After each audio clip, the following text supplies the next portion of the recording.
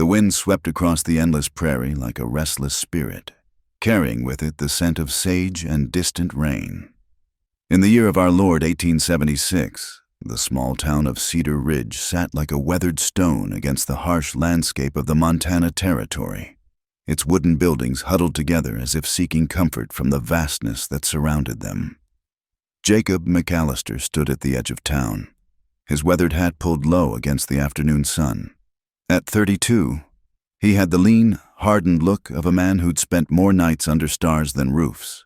His gray eyes, the color of winter storms, surveyed the horizon with the practiced wariness of someone who'd learned early that danger could come from any direction. The war between the states had taken his family when he was barely 17, leaving him to drift westward like so many other lost souls seeking something, redemption, fortune, or simply a place to rest their ghosts.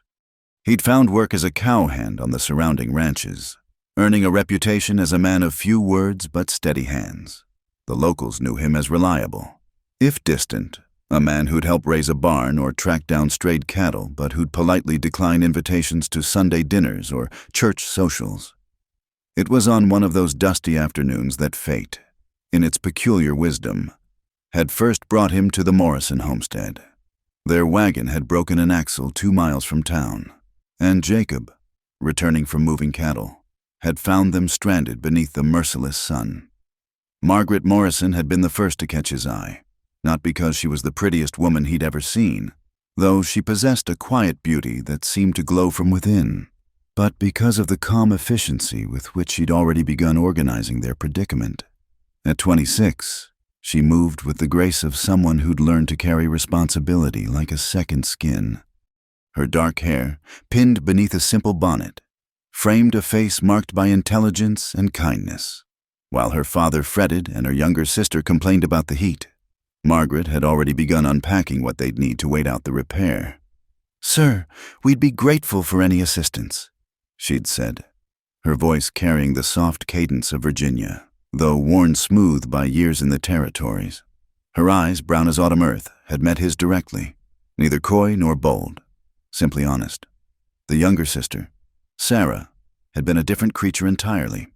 At 19, she possessed the kind of beauty that turned heads in town, golden hair that caught the light, blue eyes bright as morning sky, and a laugh that rang like church bells, where Margaret was steady earth. Sarah was dancing flame, full of life and dreams of things beyond the narrow confines of Cedar Ridge. Jacob had helped them that day, jury-rigging a temporary repair that got their wagon limping back to town. Thomas Morrison, their father, had insisted on paying him, but Jacob had refused. Margaret had thanked him with a quiet smile that somehow stayed with him longer than Sarah's effusive gratitude. In the months that followed, the Morrison family became woven into the fabric of his carefully solitary life. Thomas Morrison, a widower who'd brought his daughters west after the war, had ruined his Virginia tobacco farm, had taken a liking to Jacob. He'd hire him for odd jobs around their small ranch. And, somehow, Jacob found himself sharing more meals at their table than he'd intended. It was Margaret who drew him.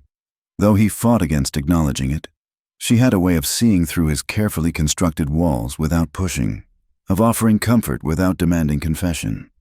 When she learned he could barely read, his education interrupted by war and wandering, she'd quietly begun leaving books where he'd find them, never mentioning it directly but always ready to discuss what he'd managed to puzzle out. Sarah, vibrant and eager, had fixed her attentions on him with the determination of youth.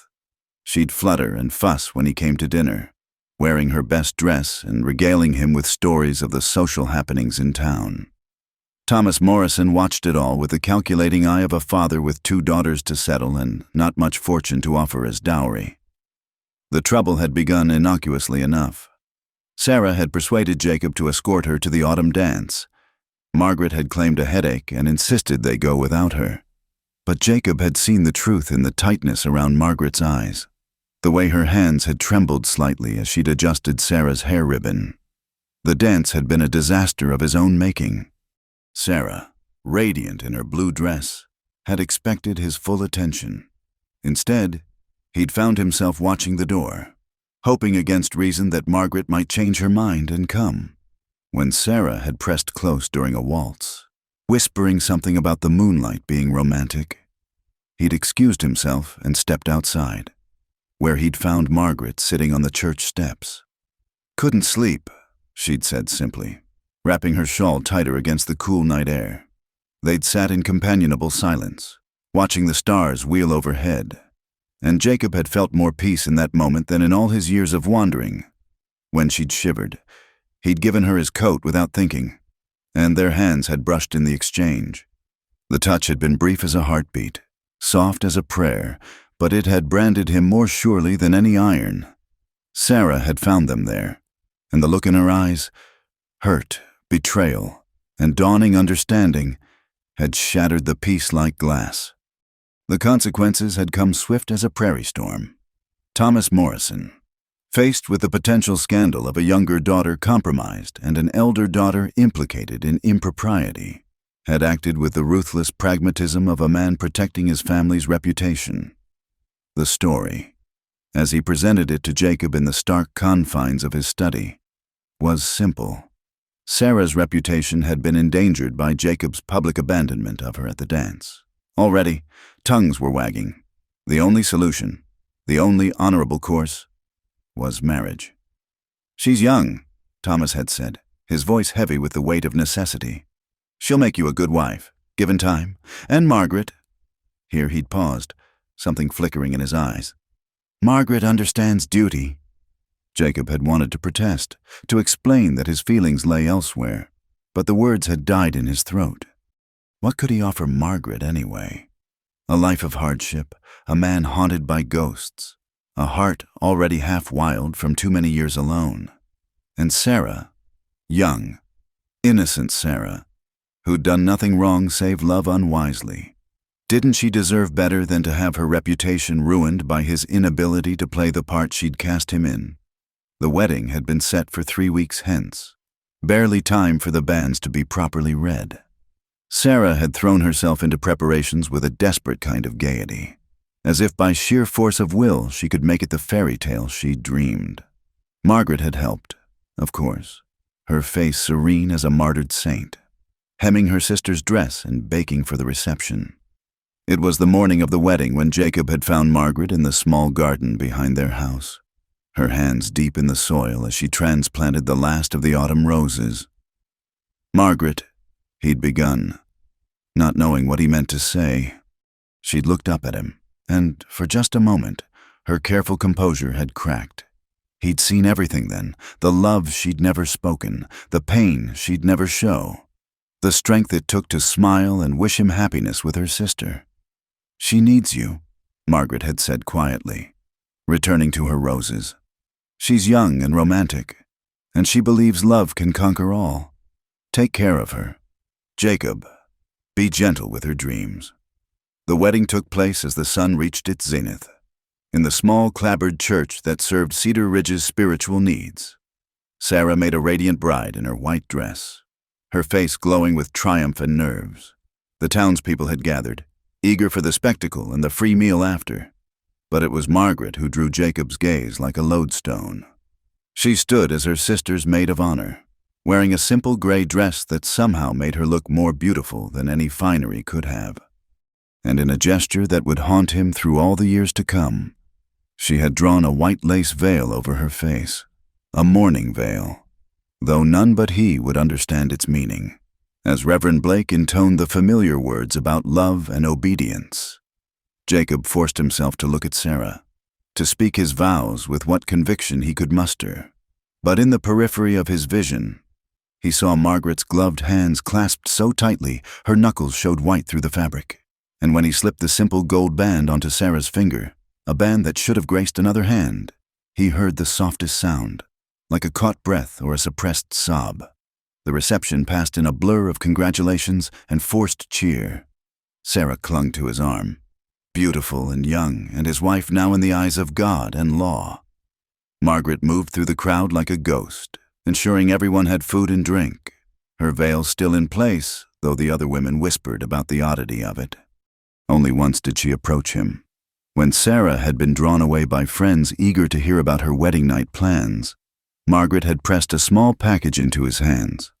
A book of poetry, he'd later discover, with dried flowers pressed between the pages. "Be happy," she'd whispered, and through the white lace he could see the glitter of tears she would not shed. "Both of you, be happy." Then she was gone, lost in the crowd, and Jacob was left holding the weight of what could never be while his new bride laughed like silver bells in the distance.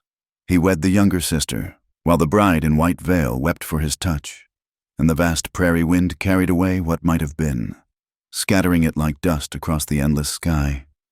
The McAllister homestead sat a mile outside Cedar Ridge, a modest cabin Jacob had built with his own hands the previous summer.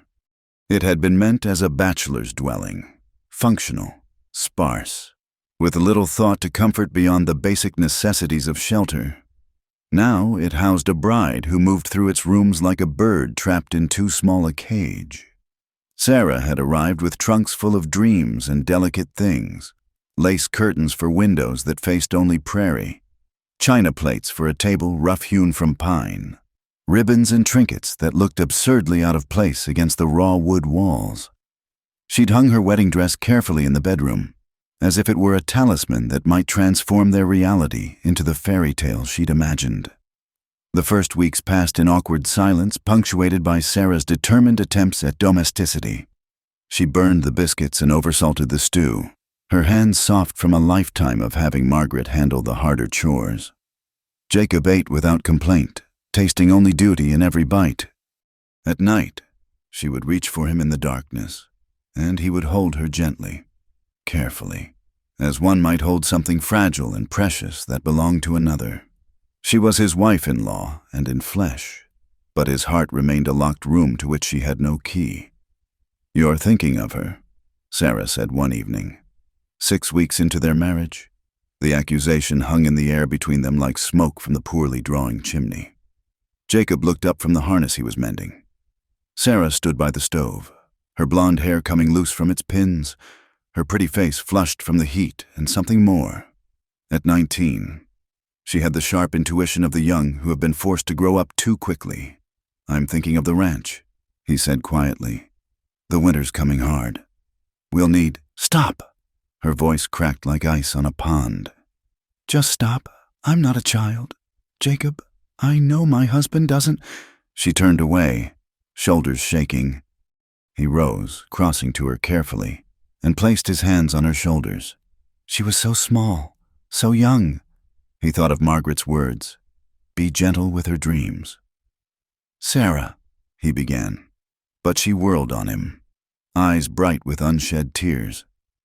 "Do you know what it's like?" she demanded. "To lie next to someone every night knowing they wish you were someone else? To wake every morning and see disappointment in their eyes before they remember to hide it?" The truth of her words hit him like a physical blow. In his own pain, he'd been blind to hers. This beautiful, vibrant girl had traded her dreams for a man who couldn't love her, and the cruelty of it suddenly overwhelmed him. "I'm sorry," he said, and meant it. "You deserve better than this. I deserve a husband who sees me," she whispered, "not one who looks through me to find my sister." The mention of Margaret made him flinch, and Sarah laughed bitterly. "She comes 3 times a week, you know, to help me with the house, to teach me the things she thinks a wife should know, and every time, I watch you. The way your hands still when you hear her voice, the way you find excuses to be in whatever room she's in, the way you both try so hard not to look at each other that it's more obvious than if you stared." Jacob had no defense because every word was true. Margaret's visits were torture and salvation combined. She came with fresh bread and preserved goods, with quiet advice for Sarah and careful distance from him. They spoke only of necessary things, the weather, the livestock, the preparations needed for winter. But beneath the mundane words ran a current of unspoken longing that threatened to drown them all. True to her nature, Margaret never stayed long, never gave the gossips fodder for their mills. But her presence lingered in the small cabin like perfume, and Sarah would grow brittle and bright after each visit, chattering frantically to fill the silence her sister left behind. The town, of course, had opinions. in a place as small as Cedar Ridge. Everyone's business was common property, and the Morrison sisters' situation provided ample entertainment for those who fed on others' misfortune. "Ain't natural, Mrs." Havisham murmured to her circle after church, loud enough for Jacob to hear. The elder sister playing nursemaid to the younger's household. Mark my words, no good will come of it. The men were less subtle in their speculation. At Hanson's general store, where the local ranchers gathered to discuss weather and politics, Jacob caught the tail end of conversations that stopped abruptly when he entered. "Course she's bitter," Jed Hawkins had been saying. "Old maid watching her sister get what she couldn't, though if you ask me, McAllister picked the prettier one anyway." Jacob's fists had clenched, but Thomas Morrison had taught him well. Fighting would only fuel the fire. So he bought his supplies in silence and left, feeling their eyes and judgment follow him home. The situation reached its crescendo on a cold November afternoon. Margaret had come to help Sarah with the week's washing, and Jacob had returned early from checking his trap lines to find them both in the cabin. Sarah was crying, collapsed in a chair, while Margaret knelt beside her, holding her sister's hands. "What's wrong?" he asked, alarmed by Sarah's sobs. Margaret looked up at him, and for once, her careful mask had slipped. He saw anguish there, and guilt, and a love so deep it took his breath away, not for him, but for her sister. Sarah's with child. Margaret said quietly. The words hit him like a thunderbolt. A child. His child. His and Sarah's. The room seemed to spin as the implications crashed over him. A baby would cement this marriage in ways that vows alone could not. It would bind them all. Him, Sarah, and Margaret, in a web of connection that could never be severed. Sarah looked up at him through her tears, and he saw the fear there. The desperate need for reassurance. This was her moment. He realized she was carrying his child, and she needed her husband, not the shadow of a man who pined for another. Jacob crossed the room and knelt beside his wife, taking her hands from Margaret's. They were cold and trembling. "That's wonderful news," he said, pouring all the conviction he could muster into the words. "A baby. Our baby." Sarah searched his face, looking for truth, for hope, for something to cling to. "Are you pleased?" "Truly, truly," he lied, and was rewarded with a tremulous smile. Margaret rose quietly, gathering her things. "I should go. You two need—" "No." Sarah's hand shot out, grasping her sister's skirt. "Please, Maggie, stay. I need you. We both need you." Margaret's eyes met Jacob's over Sarah's head, and in that glance was a universe of pain and resignation. She was trapped as surely as he was, bound by love for her sister and duty to family. "Of course," Margaret said softly. "I'll make some tea," as she moved about the kitchen with the easy familiarity of someone who'd helped build this life, even if she couldn't share it. Jacob held his young wife and felt the chains of circumstance tighten around them all. Outside, the first snow of winter began to fall, covering the prairie in a blanket of white that made everything look clean and new. But inside the cabin, the air was thick with unspoken words and impossible dreams. Sarah's pregnancy would progress. Jacob knew. The town would see it as vindication of the marriage, proof that the hasty union had been blessed. Margaret would continue to come, to help, to be the sister and friend that duty demanded. And he would try. God help him. He would try to be the husband and father that honor required. But on nights when the wind howled across the empty land, when Sarah slept fitfully beside him with their child growing in her womb, Jacob would stare at the rough-hewn ceiling and think of a woman in a white veil, weeping for a touch that could never be hers. The winter stretched before them, long and cold and unforgiving as the choices they'd all been forced to make. In the morning, there would be chores and responsibilities, the endless work of survival on the frontier. But tonight, in the darkness of their marriage bed, with his wife's tears drying on his shirt and the ghost of her sister's presence haunting every corner, Jacob McAllister finally understood the true weight of the vows he'd made. He had wed the younger sister, and now they would all live with the consequences, bound together by duty, guilt, and the terrible mercy of a love that could never speak its name. The winter of '77 came early and stayed late, as if the very heavens conspired to test the souls of Cedar Ridge. By February, the snow lay 3 feet deep across the prairie, and the cattle stood hunched against the wind, their ribs showing through their shaggy coats. Jacob spent his days in a constant battle against the elements, breaking ice on water troughs, hauling hay from dwindling stores, and watching the sky for signs of the next storm. The drought that followed was worse. Spring arrived with a whisper instead of a roar, the snow melting away to reveal prairie grass already brown and brittle. By June, the creek that fed the Morrison Ranch and several others had dwindled to a trickle. The sun blazed overhead like a furnace, baking the earth until it cracked like broken pottery. Jacob stood at the edge of his withered cornfield, hat in hand, sweat running rivers down his dust-caked face. The crop was lost. What the drought hadn't killed, the grasshoppers had taken. Behind him, he heard Sarah's light step, slower now in her 6th month of pregnancy. "The Hendersons are leaving," she said quietly, shading her eyes as she looked across the barren landscape. "Martha told me yesterday they're going back east." Jacob nodded. The Hendersons were the 3rd family to give up this month. Cedar Ridge was bleeding people like a wounded animal, and those who remained grew harder, more desperate with each passing day. "We'll make it through," he said, the words automatic now, worn smooth by repetition. Sarah's laugh was brittle as old leaves. "Will we? With what? Jacob, the corn's dead. Half the cattle are sick, and I—" She broke off, hand moving to her swollen belly. He turned to her then, seeing how the pregnancy had aged her. At not yet 20, she had the tired eyes of a woman twice her age. The pretty dresses had long since been put away in favor of practical calico, faded from washing and patched at the elbows. Her golden hair, once her pride, was pulled back in a severe bun to keep it from her face as she worked. "We have savings," he began, but she cut him off with a gesture. We had savings, before the well needed redigging, before the barn roof caved under the snow, before— Again she stopped, this time looking away toward town, toward where her sister lived. Margaret, even unspoken, her name hung between them like a physical presence. She still came twice a week, bringing what she could spare, a jar of preserves, a bit of mending work from the town ladies that would bring in a few precious coins.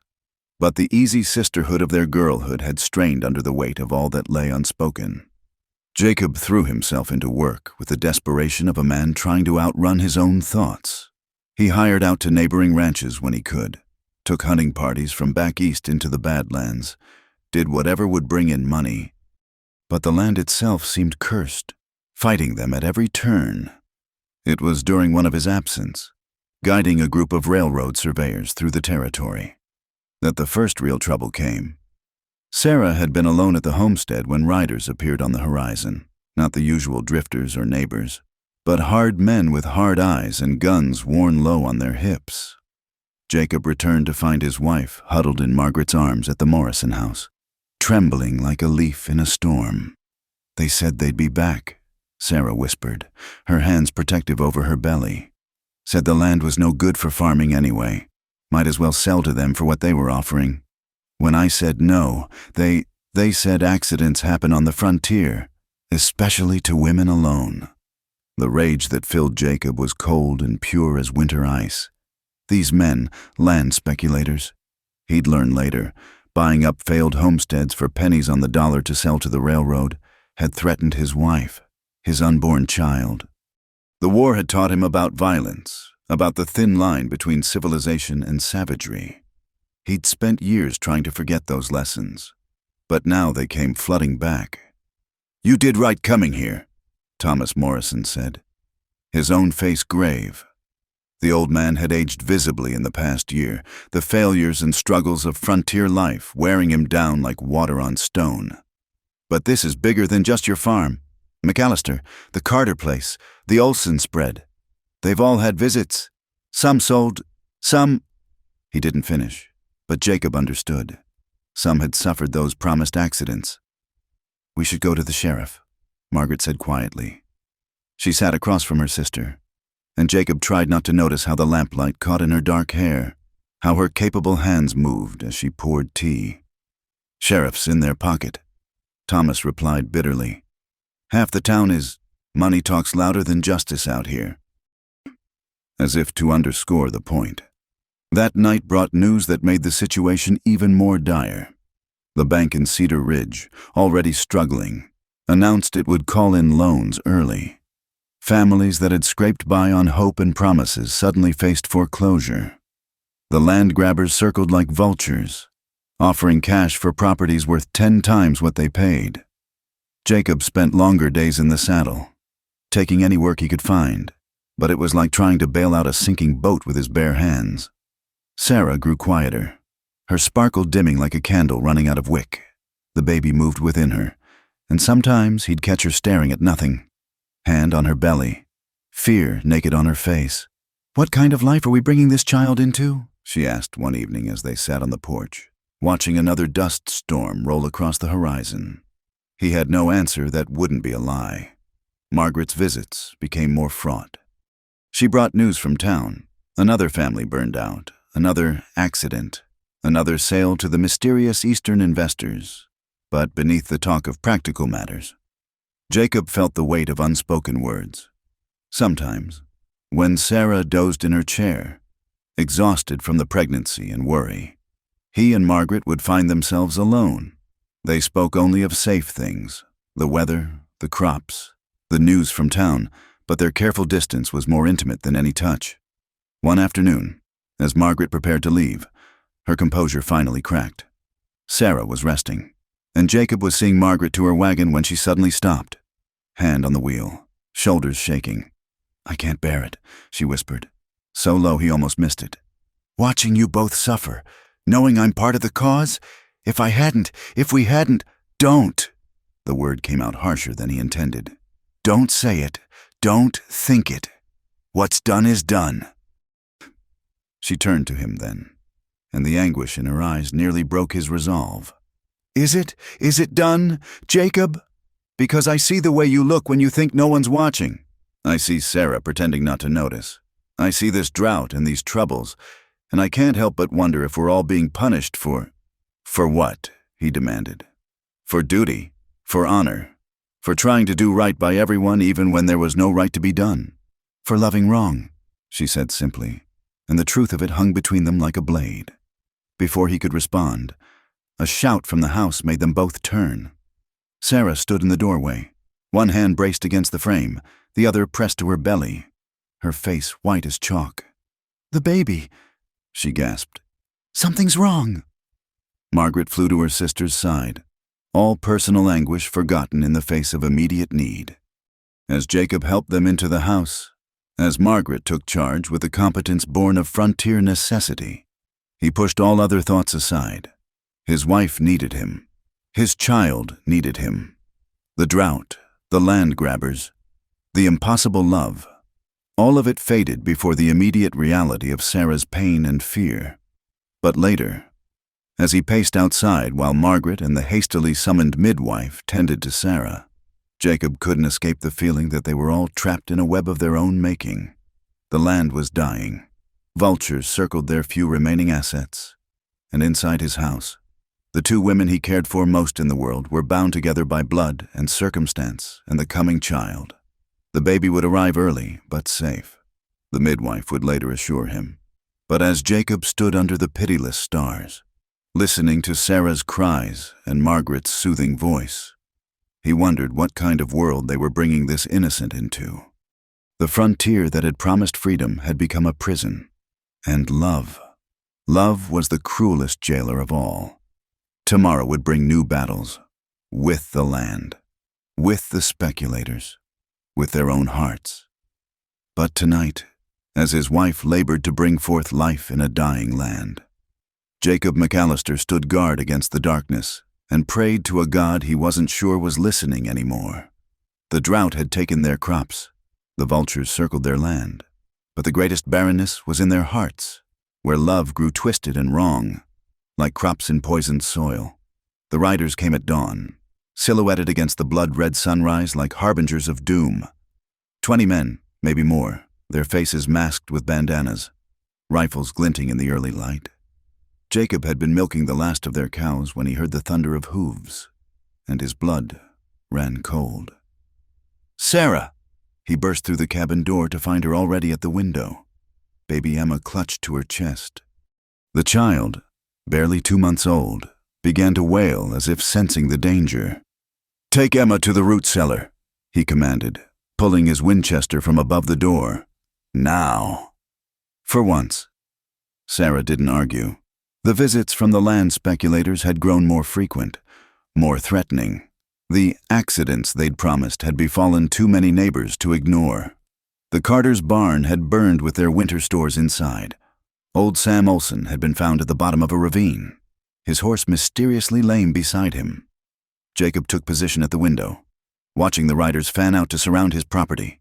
Their leader, a man in a black duster despite the summer heat, rode forward. "McAllister." The voice was cultured, Eastern, not the rough tones of a frontier outlaw. "Let's discuss this like civilized men. You know why we're here." "Get off my land," Jacob called back, making sure they could see the rifle barrel. The man laughed. "Your land? For how much longer? The bank's calling in your loan next week. We both know you can't pay. I'm offering you a way out, cash money, enough to start fresh somewhere else. Take your pretty little wife and baby somewhere safe." "I said get off my land." The leader's voice hardened. "Don't be a fool. McAllister, you've seen what happens to fools out here." A shot rang out, splintering the wood near Jacob's head. He ducked, returned fire, and the morning erupted into chaos. Bullets shattered windows, tore through the thin walls. Jacob moved from position to position, making every shot count, but he was 1 man against 20. Then, impossibly, he heard more gunfire from outside, but not aimed at the cabin. Through the broken window, he saw Thomas Morrison and 3 other men from town, taking cover behind an overturned wagon, laying down covering fire. The attackers, caught between 2 forces, began to fall back. "The women!" Thomas shouted. "Where are the women?" "Safe," Jacob called back. But even as the word left his mouth, he heard Sarah scream from outside. In the chaos, some of the riders had circled to the back. Sarah had tried to reach the well house with Emma, and now 2 men had her cornered against the fence. Without thought, Jacob burst from the cabin, rifle raised, but he was too far away, the angle wrong. A figure in blue gingham stepped from behind the smokehouse, shotgun steady in her hands. Margaret's voice rang clear as church bells. "Let her go." The men turned, surprised. One laughed. "Well, look here, the spinster sister, come to." The shotgun roared, and the man spun away, clutching his shoulder. The second man reached for his pistol, but Margaret had already shifted her aim. "The next one won't be aimed to wound," she said quietly. "Let her go." Behind them, the main fight was turning. The attackers, bloodied and surprised by resistance, were pulling back. Their leader wheeled his horse, shouting orders to retreat, but his eyes found Jacob across the yard. "This isn't over, McAllister. You can't guard them every minute. You can't watch every shadow. One way or another, we'll have what we came for." As quickly as they'd come, the riders thundered away, leaving behind the acrid smell of gun smoke and the groans of the wounded. Jacob ran to Sarah, who stood frozen, Emma screaming in her arms. Margaret lowered the shotgun with shaking hands. "Are you hurt?" Jacob asked, checking Sarah for injuries. She shook her head mutely, eyes wide with shock. "Maggie," Sarah whispered, and suddenly she was in her sister's arms, both women trembling. "You came. How did you know?" "I saw them riding out before dawn," Margaret said, smoothing Sarah's hair. "I ran to Father, raised the alarm. Thank God we weren't too late." Jacob met Margaret's eyes over Sarah's head, and in that glance was everything they couldn't say: gratitude, fear, and the terrible knowledge that this had been too close. The aftermath was a blur of activity. The wounded attackers who'd been left behind were bound and questioned, but they were hired guns who knew little beyond their immediate orders. The sheriff, finally shamed into action by the boldness of the attack, promised investigations that everyone knew would lead nowhere. As the sun climbed toward noon, the Morrison house became a makeshift headquarters. Other families who'd been threatened gathered to share information and plan defense. It became clear that the attacks were coordinated, part of a larger scheme to drive out the small farmers and consolidate the land before the railroad came through. "We need to stand together," Thomas Morrison declared, looking older than his years but fired with determination. "Post guards, share resources. They're counting on picking us off one by one." Plans were made, watches organized.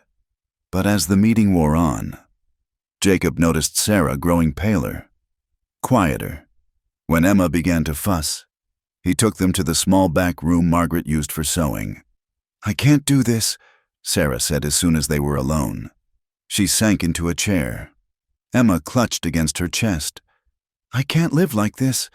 Jacob, waiting for the next attack, wondering if you'll come home, wondering if they'll come for Emma and me when you're gone."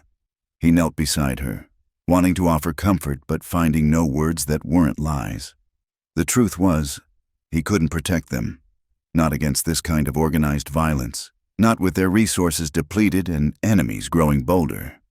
"Maybe," Sarah's voice was barely a whisper, "maybe we should take their offer. Go somewhere else. Start over. This is our home." "Is it?"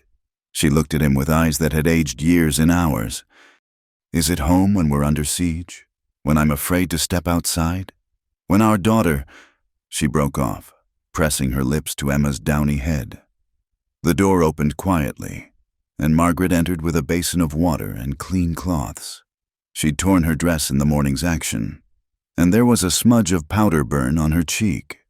But she moved with her usual calm efficiency. "Let me take Emma," she said gently. "You need to rest." Sarah surrendered the baby to her sister's arms, and something in the gesture, the trust, the tenderness, the way Margaret held the child like she was the most precious thing in the world, made Jacob's throat tight. "You saved them," he said roughly. "If you hadn't been there—" "Don't—" Margaret adjusted Emma against her shoulder, not meeting his eyes.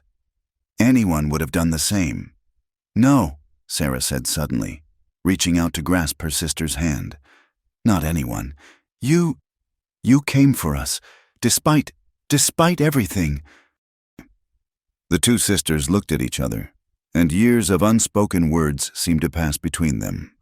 Sarah's eyes filled with tears. "I've been so unfair to you," she whispered.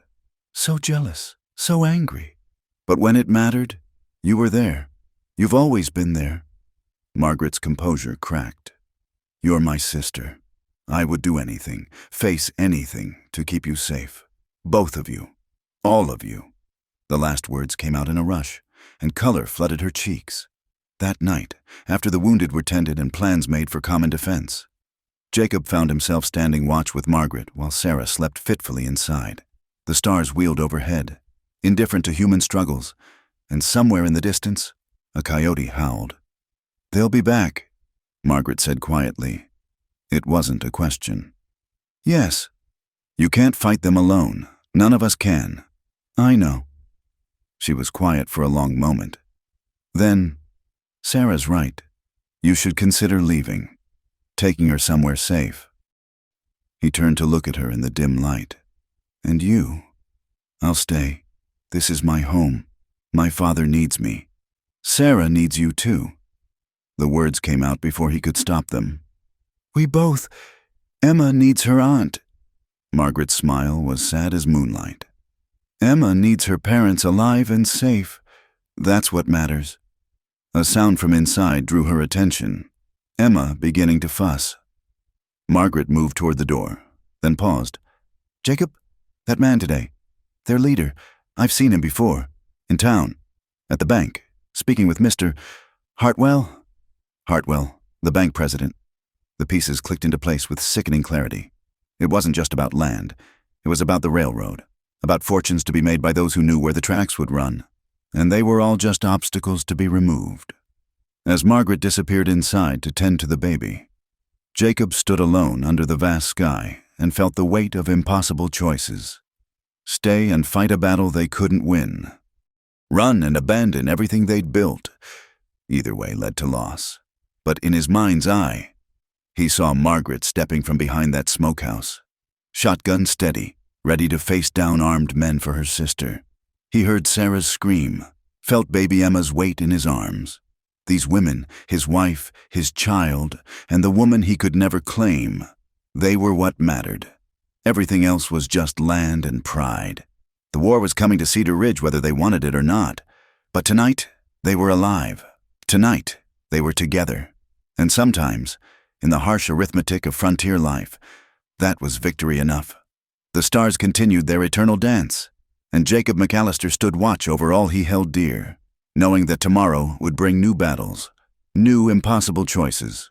But for now, in this moment suspended between danger and dawn, he allowed himself the simple grace of gratitude. They had survived. Whatever came next, they had survived this day. The man who rode into Cedar Ridge 3 weeks later was different from the hired guns who'd come before. Luther Kane had the look of a professional killer, dead eyes and a face carved from granite. Matched Colts worn for business rather than show. Word spread through town like wildfire. He'd killed 17 men from Missouri to Montana. Now he'd come for Jacob McAllister. The why was simple enough. During the raid, one of the wounded attackers had been the younger brother of a powerful man back east, a man with money enough to buy vengeance.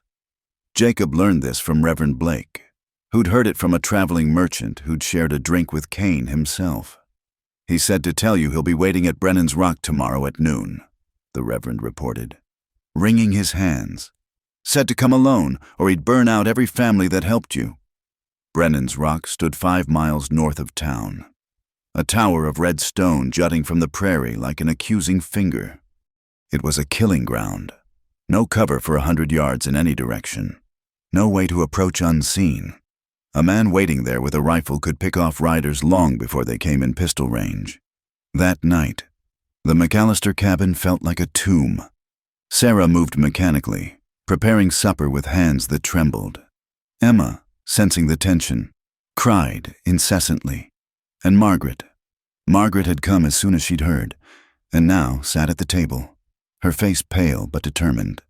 "You can't go," Sarah said flatly as she set down a plate of beans Jacob had no appetite for. "It's murder. He'll kill you before you get close enough to defend yourself. If I don't go, he'll make good on his threat. The Hendersons, the Millers, your father, everyone who stood with us will pay. Then we run." Sarah insisted. "Tonight, pack what we can and—" He'd follow. Jacob pushed the plate away. "Men like Kane don't give up. We'd be looking over our shoulders forever. Better than you being dead." Sarah's composure shattered. "Emma needs a father. I need—" She stopped, shoulders shaking. Margaret rose quietly and went to her sister, wrapping her arms around Sarah from behind, over Sarah's head. Her eyes met Jacob's, and he saw his own thoughts reflected there. This was the harvest of all their choices, all their loves and losses, violence begetting violence, until blood was the only currency that mattered. "There might be another way," Margaret said quietly. Both Jacob and Sarah turned to her.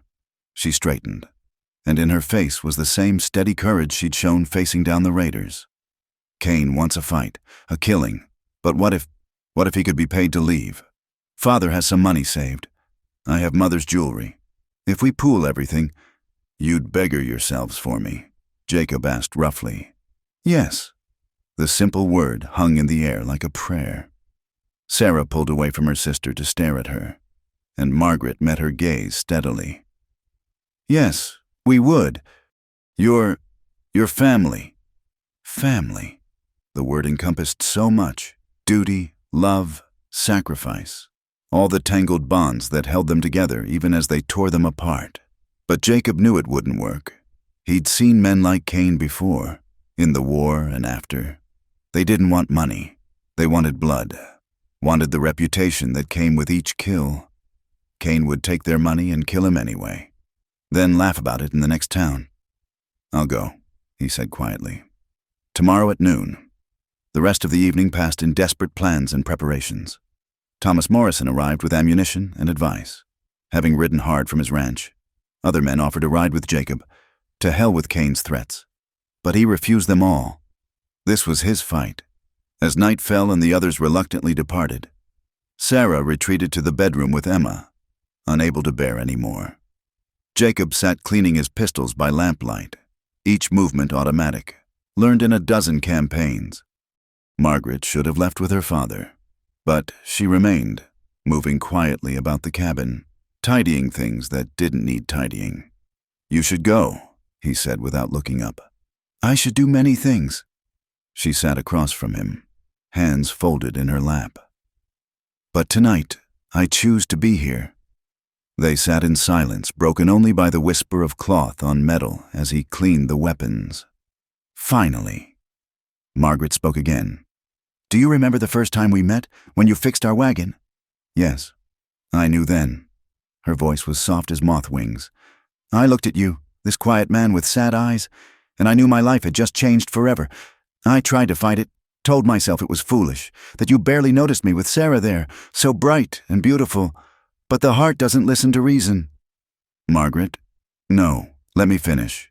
Tomorrow everything might change, and I need you to know that every choice I made from love. Not just for you, but for Sarah, for family, for what I thought was right. I need you to know that if I could live it again, knowing all the pain it would bring, I would still choose to love you." He set down the pistol, his hands suddenly unsteady. "And I would still choose to honor your sister." "I know." Tears ran silently down her cheeks. "That's why I love you." The clock on the mantel ticked away the seconds, each one bringing dawn closer. Margaret rose, moved to the door, then paused. "Make me one promise," she said without turning. "If something happens tomorrow, if you promise me you'll fight, promise me you won't just accept death because you think you deserve it for the pain you've caused. Fight to come home. For Emma, for Sarah, for all of us who need you." "I promise," he said, and meant it. She left then, disappearing into the darkness, and Jacob sat alone with his guns and his ghosts. In the bedroom, he could hear Sarah crying softly, trying to muffle the sound so as not to wake Emma. He wanted to go to her, to offer comfort, but what comfort could a man give on the eve of his probable death? Dawn came gray and cold, unusual for summer. Jacob rose, dressed carefully, strapped on his guns. Sarah emerged from the bedroom, Emma in her arms, her face ravaged by sleepless tears. "Don't go," she whispered one last time. He kissed her forehead, then Emma's. The baby gurgled, reaching for his face with tiny fingers. "Take care of her," he said. "Whatever happens, take care of our girl." The ride to Brennan's Rock was the longest 5 miles of his life. The prairie stretched endlessly, grass rippling like a golden sea. Hawks circled overhead, riding thermals toward the clouded sun. It was a beautiful land, harsh but beautiful, and he'd fought so hard to make a piece of it his own. He saw Cain before he reached the rock, a dark figure standing motionless beside his horse. Coat pushed back to show the pistols. Jacob dismounted 100 yards out, ground-tied his horse, and walked forward, spurs ringing with each step. "McAllister." Cain's voice was flat, emotionless, punctual. "I admire that in a man I'm about to kill. Your fight's with me. Leave the others out of it." "Already done. This is between us now." Cain stepped away from his horse, hands hanging loose at his sides. "That boy you shot, he was 19, soft, spoiled, but his brother loved him. Now I'm here to balance the scales." They faced each other across 20 yards of dust and grass. Somewhere a meadowlark sang, incongruously sweet. Jacob thought of Margaret's words, "Fight to come home," and felt his resolve harden. "When you're ready." Cain said. Time slowed. Jacob saw Cain's hand move, impossibly fast, saw the gun clear leather. His own hand moved by instinct, muscle memory from 100 desperate moments. The gun spoke as one, smoke and thunder in the morning air. Pain bloomed in Jacob's shoulder. spinning him half around. Through the gun smoke he saw Kane stagger, hand pressed to his chest, blood seeping between his fingers. The killer's face showed surprise more than pain. "Well," Kane said conversationally, then dropped to his knees. "Well, I'll be damned." He fell forward and was still. Jacob stood swaying, blood running down his arm, watching for movement. When none came, he walked slowly to Kane's body, kicked the gun away from the still hand. The man was dead, his reputation dying with him on the prairie grass. The ride home was a blur of pain and determination. His shoulders screamed with each movement, blood soaking his shirt. But he'd promised to fight to come home, and home he would go. He thought of Sarah's tears, Emma's reaching hands, Margaret's quiet courage. They were waiting. They were all waiting. He made it to the edge of town before his strength gave out, sliding from the saddle into Tom Morrison's arms. There were shouts, running feet, hands lifting him.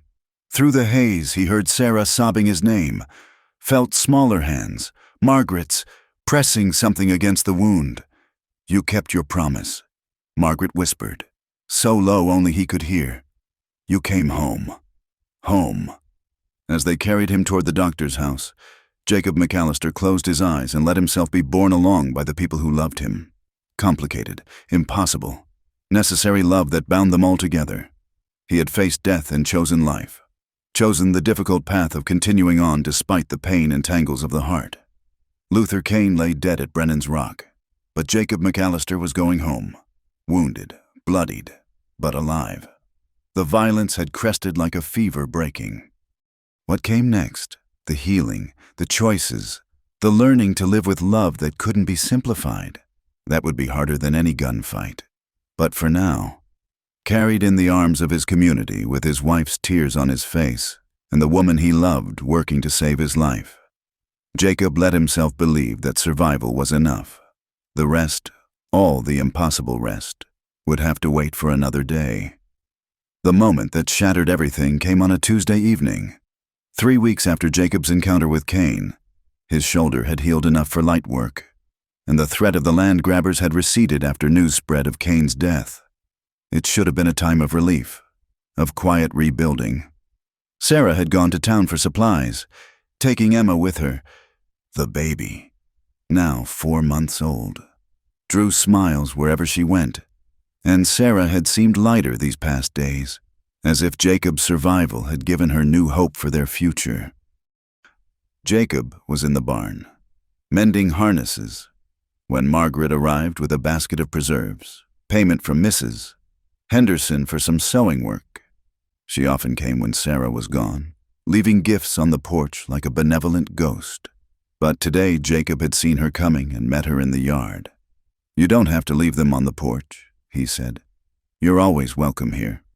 She smiled, that sad, gentle smile that haunted his dreams. Some welcomes come with too high a price. They stood there, the late afternoon sun painting everything gold, and for a moment the careful walls they'd built seemed tissue thin. Margaret's hair had come partially loose from its pins, and without thinking, Jacob reached out to tuck a strand behind her ear. The touch lasted no more than a heartbeat, but Margaret's eyes closed as if in pain, and when she opened them, they were bright with unshed tears. "Don't," she whispered. "Please don't. I'm sorry. No." She stepped back, clutching the basket. "I should go. Sarah will be home soon." But as she turned to leave, they heard it. The rattle of wagon wheels coming not from the town road but from the barn's far side. Sarah stood there, Emma in her arms, her face white as bone. She'd come back early, taken the old trail to surprise him. The basket fell from Margaret's hands, jars shattering on the hard ground. "Sarah," Margaret began, but her sister's voice cut through like a blade. "How long?" Sarah's voice was deadly quiet. "How long have you been meeting behind my back? We haven't— It's not what you—" Jacob started forward, but Sarah backed away, holding Emma tighter. "Don't lie to me!" The words exploded from her. "I saw you. I saw how you touched her. How she closed her eyes like—" She choked on a sob. Margaret moved toward her sister, hands outstretched. "Sarah, please, you're upset. Let me take Emma." "Don't touch her." Sarah's voice rose to nearly a scream. "Don't you dare touch my daughter." "Haven't you taken enough?" Emma began to wail, frightened by her mother's distress. The sound seemed to break something in Sarah. She sank to her knees in the dust, sobbing, clutching the baby. "I knew," she gasped between sobs. "I always knew. The way you looked at each other, the way you tried so hard not to look. But I thought, I hoped, God, I was such a fool." Margaret knelt beside her, tears streaming down her own face. "Sarah, nothing happened? Nothing has ever happened. I swear to you."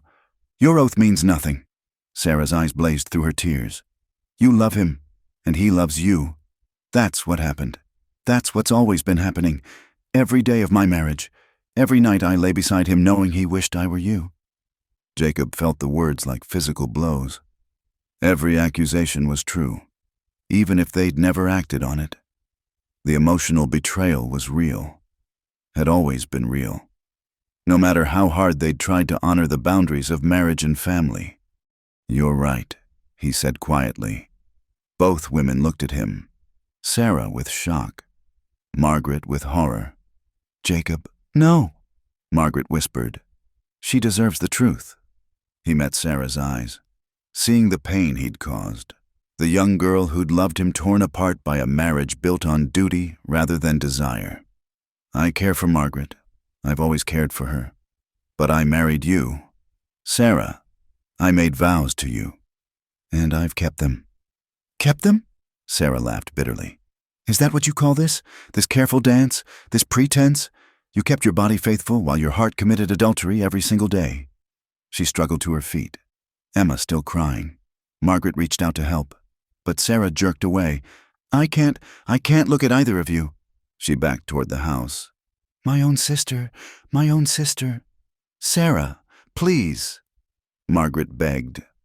"Let me explain." "Explain what? How you fell in love with my husband? How you come here when I'm gone? How you hold my baby and pretend she's yours? Pretend this is your life? Your family?" The accusation hung in the air like poison. Margaret's face crumbled. I would never, wouldn't you?" Sarah's voice was raw.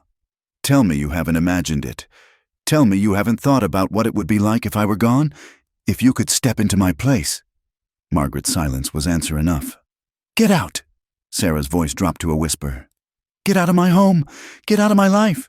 Sarah, get out!" Margaret fled, stumbling over the broken preserves, disappearing into the growing dusk. Sarah stood in the doorway, swaying, Emma screaming in her arms. "Sarah!" Jacob started toward her, but she held up a hand. "Don't! Just don't!" She went inside, slamming the door. The days that followed were torture. Sarah moved through the house like a ghost, tending Emma, preparing meals, but never speaking to Jacob beyond the barest necessities. She'd taken to sleeping in the rocking chair with Emma rather than their bed. Dark circles appeared under her eyes, and she grew thin despite Jacob's pleas for her to eat. Margaret didn't come again. Thomas Morrison visited once, his face grave, but Sarah wouldn't see him. The old man left without speaking to Jacob, but his eyes said everything: disappointment, anger, sorrow for the mess they'd all made. The town, of course, noticed. In a place like Cedar Ridge, such drama couldn't be hidden. The whispers grew louder, more vicious. At the general store, conversation stopped when Jacob entered. At church, which Sarah no longer attended, the judgment was palpable. Always said there was something unnatural about them Morrison girls. "Mrs. Haversham declared to her circle, the elder playing nursemaid to her sister's household. Now we know why." Some took Sarah's side, painting Margaret as a Jezebel who'd tried to steal her sister's husband. Others, knowing Margaret's character, suspected the truth was more complex but equally damning. An impossible love that honored boundaries in deed but not in spirit. 3 weeks after the confrontation, Reverend Blake came to call. He found Jacob working the fields alone, trying to exhaust himself enough to sleep. "Your wife needs you." the Reverend said without preamble. She won't speak to me. Then speak to her. Fight for your marriage. Son, you made vows before God. Jacob leaned on his hoe, sweat stinging his eyes. What if those vows were a mistake from the beginning? Then they're a mistake you're bound to honor. The Reverend's voice was not unkind, but firm. You have a child, Jacob, a wife who's wasting away with grief. Whatever you feel for Margaret Morrison, your duty is here. Duty, always duty. Jacob wanted to laugh or weep or rage at the sky. Duty had bound him to a woman he couldn't love as she deserved. Duty had kept him from the woman who held his heart. Duty had created this web of pain that trapped them all. That night, he found Sarah in Emma's room, rocking the sleeping baby. In the lamplight, he could see how much weight she'd lost, how grief had aged her. Sarah, he said softly. She didn't look at him. She came to Father's store today. Margaret, she's leaving, going to live with our aunt in California. She wanted... Sarah's voice broke. She wanted to say goodbye to Emma. Jacob felt the words like a punch to the gut. Margaret leaving, Margaret gone. I wouldn't let her. Sarah continued. I couldn't, not after... She finally looked at him, and her eyes were empty. Are you happy now? You've driven her away, destroyed our family. Was it worth it? I never wanted this, he said helplessly. None of us wanted this. No? Sarah stood, placing Emma in her cradle with infinite care. Then what did you want, Jacob? Tell me what you wanted when you married me while loving her. Tell me what she wanted when she came here. Playing aunt, playing sister, while her heart... She pressed her hand to her mouth, stifling a sob. We wanted you to be happy, he said, knowing how inadequate the words were. We both wanted that. Sarah's laugh was broken glass. By lying to me, by letting me love you, bear your child, build a life on a foundation of pretense. She moved past him to the window, looking out at the night. When she spoke again, her voice was calm, decided. I can't do this anymore. I can't live in a marriage where I'm second choice, where every kindness feels like pity, where I see her ghost in your eyes every time you look at me. She turned to face him. I won't divorce you. The scandal would ruin Emma's future, but I won't pretend anymore either. What are you saying? I'm saying we'll live as strangers under the same roof. For Emma. For appearances. But this marriage, what little there was of it, is over. She left the room, and Jacob stood alone, listening to Emma's soft breathing. Outside, coyotes howled at the moon, and somewhere in the darkness, Margaret was packing her life into trunks, preparing to disappear.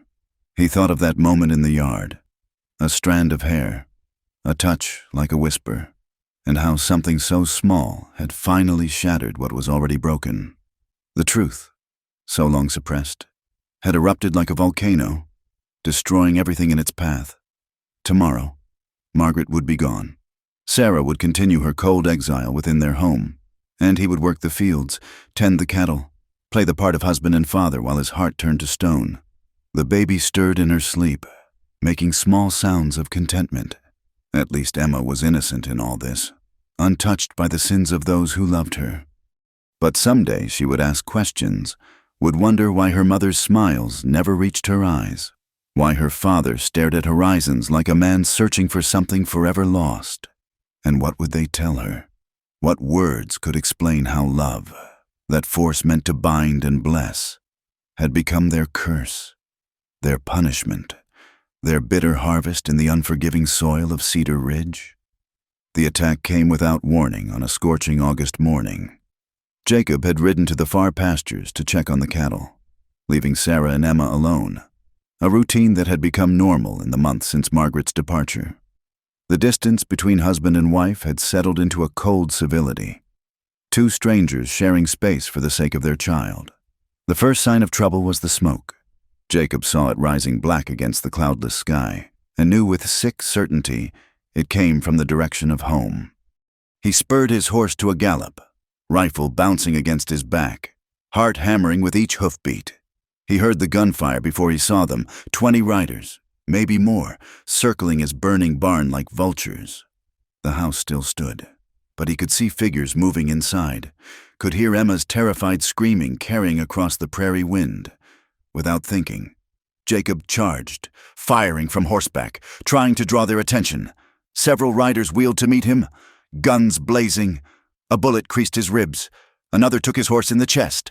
The animal screamed and fell, throwing Jacob hard into the dust. He rolled, came up firing, took cover behind his dying horse, but he was outnumbered, outgunned, and they knew it. The riders circled, laughing, taking their time. McAllister. The voice belonged to Silas Hartwell himself, the banker who'd orchestrated everything. Finally, dirty his own hands. Should have taken our offer when you had the chance. Now you get to watch what happens to men who don't know when they're beaten. Through the smoke and chaos, Jacob saw Sarah at the window. Emma clutched to her chest, her face white with terror. One of the men was pouring kerosene around the house's foundation. "Let them go," Jacob shouted.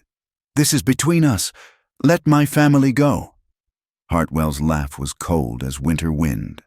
"Family, that's rich, coming from you. Whole town knows what kind of marriage you've got. Maybe we're doing the little woman a favor." Rage gave Jacob strength. He erupted from cover, guns blazing, trying to fight his way to the house. He dropped 2 men, 3, but there were too many. A rifle butt caught him across the temple, sending him sprawling. Blood ran into his eyes as rough hands dragged him upright. "Watch," Hartwell commanded. "Watch what your stubbornness has bought." They held him as the flames began to lick at the house walls. Sarah appeared at the door, coughing, Emma screaming in her arms. The men raised their guns. That's when Jacob saw her, a lone rider coming hard from the east, blonde hair streaming like a banner. Margaret, somehow, impossibly. Margaret. She came like an avenging angel, shotgun thundering, catching the attackers by surprise. Her first blast took a man from his saddle. The second scattered the group near the house. In the confusion, Sarah ran, stumbling through smoke toward the well house. "It's the sister!" someone shouted. "The one that left!" But Margaret wasn't alone. Behind her came Thomas Morrison and 6 other men, rifles cracking in the morning air. The vigilante group that had formed after Cain's death, finally mobilized by desperation and Margaret's return.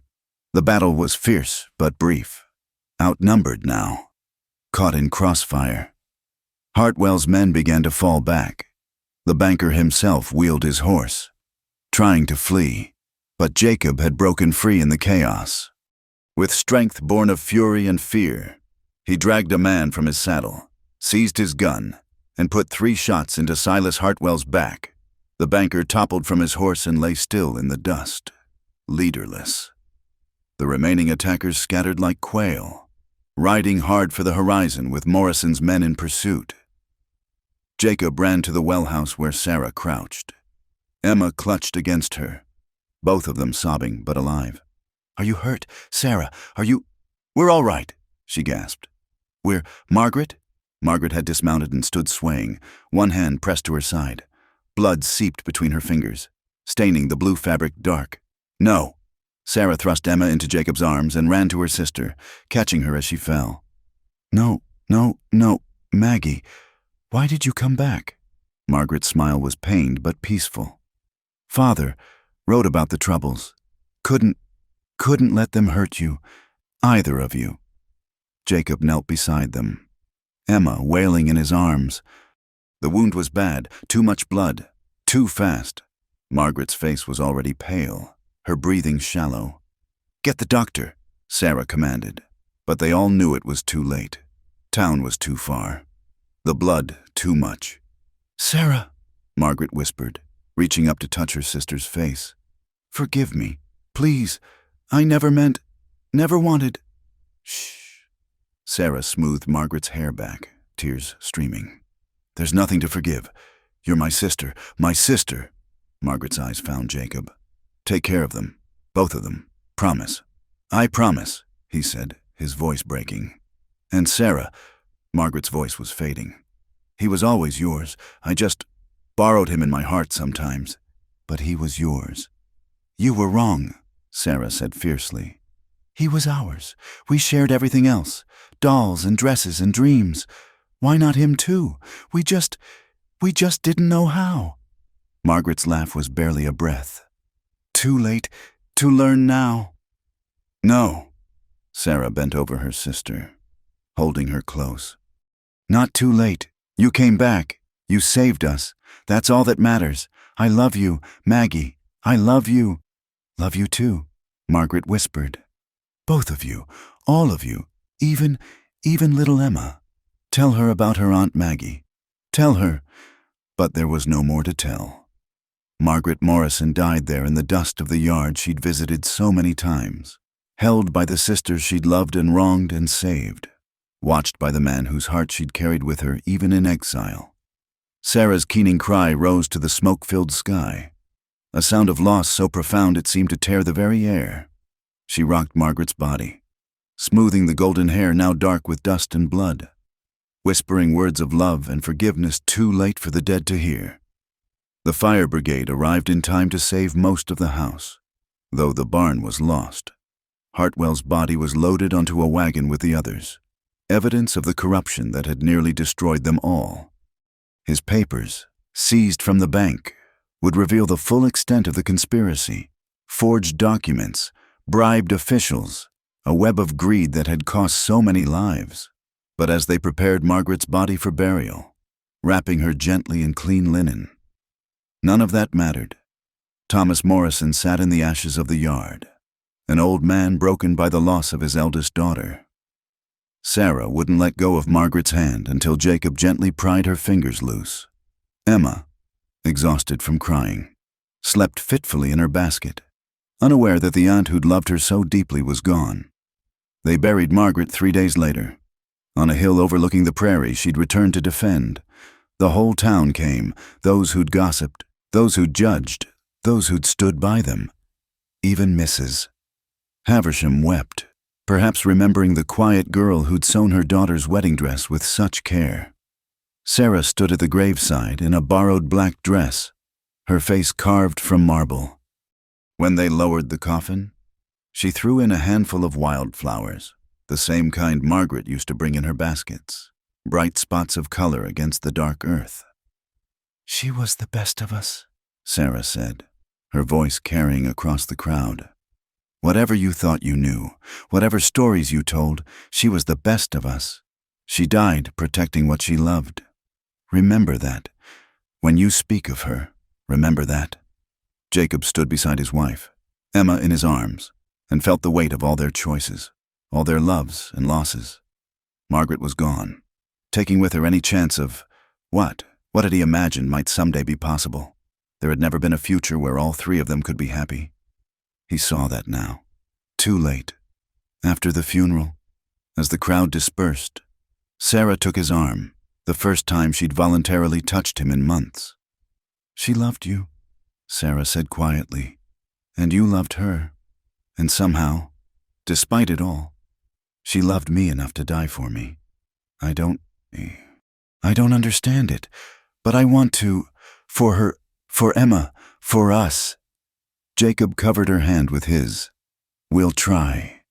Together, we'll try. The sun set over Cedar Ridge, painting the sky the color of blood and redemption. On a hill above town, a new grave marked where Margaret Morrison lay, finally at rest.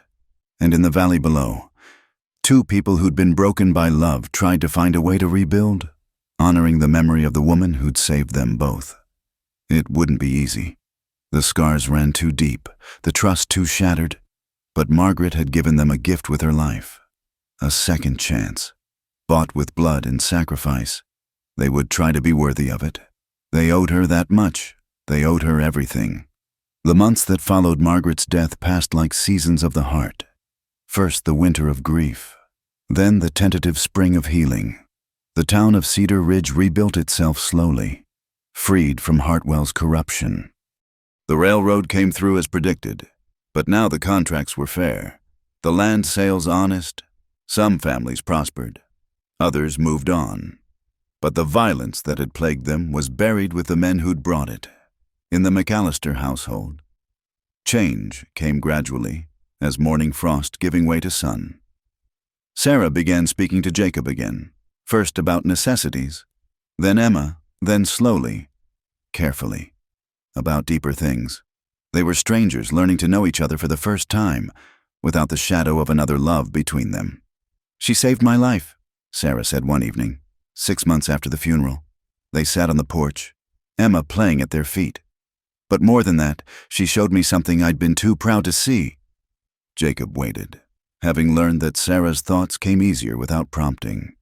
"I was so busy being jealous of what you two had. I never saw what I had." She picked up Emma, holding her close. A husband who honored his vows despite his heart. A sister who loved me enough to step aside. A child born of duty but raised in growing love. I had more than most women dream of, and I almost threw it away. "We all made mistakes," Jacob said quietly. "Yes." Sarah met his eyes. "But we're still here, still trying. That means something." It was a year to the day after Margaret's death when Sarah made her decision. She found Jacob in the barn, mending harnesses, the same task he'd been doing that fateful day when everything fell apart. "I want to go there," she said without preamble. He knew immediately where she meant. Margaret's grave, which neither had visited since the funeral. The pain had been too raw, the guilt too fresh. But now, they rode out in the cool of morning, Emma secure in her mother's arms. The hill was covered in wildflowers, purple and gold in the early light. Someone, Thomas Morrison, perhaps, had placed a proper headstone.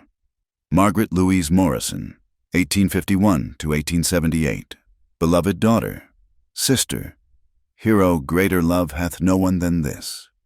Sarah dismounted slowly, approaching the grave with Emma in her arms. For a long moment, she stood silent. Then she knelt, placing her free hand on the sun-warmed stone. "Hello, Maggie," she whispered. "I brought someone to meet you properly." She held Emma up. The baby, now a sturdy toddler, reaching curiously for the flowers. "This is your niece, Emma Margaret McAllister. We named her for you. I just never told anyone the middle name before. But I want her to know. When she's older, I'll tell her about her Aunt Maggie who loved her before she was born, who saved her life, who showed us all what love really means." Jacob stood back, hat in hand, watching his wife speak to her sister's grave. Sarah talked for a long time, about Emma's first words, about the ranch recovering, about the school they were building in town. She talked until her voice grew hoarse, sharing all the things sisters share, as if death were just a temporary distance between them. Finally, she stood, tears on her cheeks, but peace in her eyes. She walked to Jacob, taking his hand. "Your turn," she said simply. Jacob approached the grave slowly, memories flooding back. Margaret in her white veil, Margaret with a shotgun, defending them, Margaret dying in the dust, still thinking of others before herself. "I'm taking care of them," he said roughly. "Like I promised, Sarah and I, we're learning to love each other, not the way I loved you, but in a different way, a way that might last, that might grow into something good, something you'd be proud of." The wind stirred the grass, and for a moment he imagined he heard her voice, gentle, approving, setting him free. When they rode home, Sarah leaned against him, Emma secure between them. The sun painted the prairie gold, and ahead, their rebuilt home waited. It was smaller than before, humbler, but somehow more honest. That night, as they prepared for bed, Sarah stood at their bedroom window looking out at the stars. Jacob joined her, and she turned into his arms, not with passion, not yet, but with something deeper, acceptance, forgiveness, hope. "If loving you is my curse," she said, echoing Margaret's words from so long ago, "then let me learn to bear it. But maybe it doesn't have to be a curse. Maybe it can be a choice, a gift." "For Margaret," Jacob said. "For us," Sarah corrected gently. "She'd want it to be for us." They stood together in the darkness, two people who'd lost much but found something in the losing. Outside, Coyotes sang to the moon, and the vast prairie stretched endlessly under the stars. It was a hard land, unforgiving of mistakes, quick to punish weakness, but it was also a land of second chances, where people could rebuild from ashes, where love could grow in unexpected soil. 5 years later, Cedar Ridge had grown into a proper town, with a church that didn't lean, a school with real books, and a small cemetery on the hill where wildflowers bloomed each spring. The McAllister Ranch prospered modestly, enough to live, enough to share, enough to build a future. Emma grew strong and bright, with her mother's golden hair and her father's gray eyes, but with a gentleness that reminded everyone who'd known her of another woman. On Sundays, she placed flowers on her aunt's grave, understanding in the way children do that love came in many forms, not all of them simple. Jacob and Sarah had 2 more children, boys who would grow up hearing stories of their Aunt Margaret, the bravest woman in the West. The marriage that had begun in duty had deepened into something real, built on shared grief, mutual forgiveness, and the daily choice to love. Thomas Morrison lived to see his grandchildren grow, finding solace in their laughter. Before he died, he told Jacob, "You gave both my daughters what they needed. Sarah, a home and family. Margaret, a love worth dying for. I couldn't ask for more." But it was Sarah who had the last word. Years later, when Emma asked about the aunt she barely remembered, "She loved purely," Sarah said, braiding her daughter's hair. "Even when it hurt, even when it cost everything. She showed us that love isn't about possession or jealousy or even happiness. It's about sacrifice. It's about choosing someone else's good over your own heart. Is that why you and Papa named me for her?" Sarah smiled, kissing her daughter's head. "That's why we try to live for her. Every day, in every choice, we try to be worthy of her love." The sun set over Cedar Ridge, painting the endless sky in shades of rose and gold. On a hill overlooking the town, a simple grave marked where a woman lay who'd loved too well but never wrongly, who'd paid the price for others' happiness with her life. And in the valley below, in a house built from ashes and hope, a family gathered for supper, imperfect, scarred by old wounds, but bound together by love that had been tested in fire and come through refined. He had wed the younger sister while the bride in white veil wept for his touch.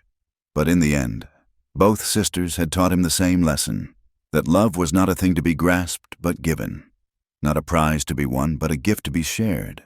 Even when the sharing tore your heart in two, the prairie wind whispered through the grass, carrying the scent of sage and coming rain. Life went on, as it always did, beautiful and terrible and worth every moment of pain for the moments of grace. And somewhere in that western sky, as the first stars appeared, perhaps Margaret Morrison smiled, knowing that her love, complicated, impossible, absolute, had not been in vain. It lived on in every choice toward kindness, every moment of forgiveness, every time her family chose love over fear. The story was written in dust and tears, in blood and wildflowers. But the ending, like all true endings, was really just another beginning. A beginning where love, having passed through death, could finally teach the living how to live. Thank you so much for listening to this story. I'd love to hear where you're listening from. Please comment below and let's connect. If you enjoyed this Wild West love story, please subscribe to From Wild West channel and share your thoughts. What did you think of Margaret's sacrifice? How did Sarah and Jacob's journey touch your heart? Your comments mean everything to us, and they help us bring you more of these powerful stories from the American frontier. Don't forget to hit that notification bell so you never miss our next tale of love, loss, and redemption in the Old West.